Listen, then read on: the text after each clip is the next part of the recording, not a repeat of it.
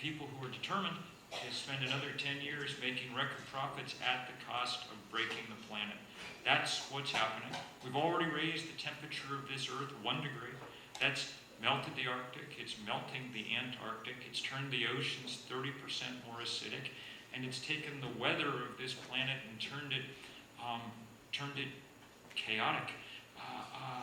Even today, even as we speak, there are people battling 200 or 300 wildfires across California in its hottest, driest year that's ever been recorded. There are droughts so deep that the scientists said last week they lost 63 trillion gallons of groundwater through evaporation.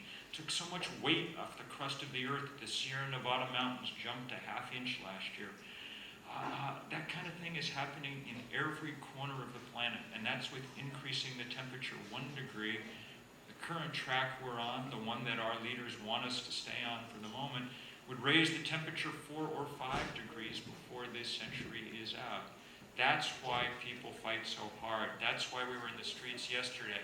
That's why several thousand people were sitting down on Wall Street today, blocked off traffic on Broadway for hours outside the stock exchange. That's why people all over the planet, 2,600 places, marched yesterday. Some of them in big marches in Paris and London, some of them in places like Papua New Guinea, where people marched down to the remains of the village that's now beneath the waves from a rising sea.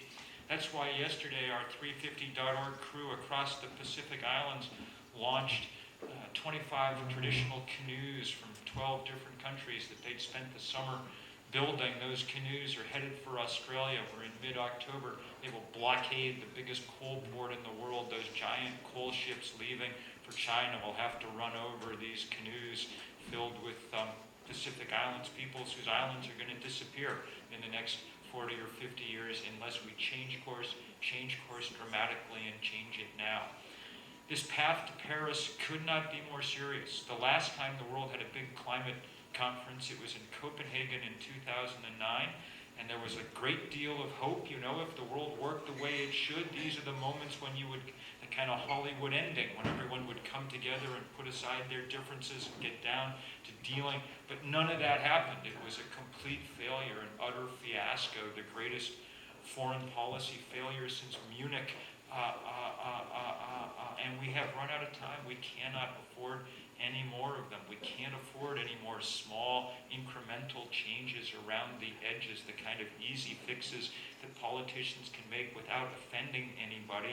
The time has come to start offending powerful interests because there is no other way to make the change that we need to make in time. The good news is we can make that change. The few places around the world that have really tried prove it.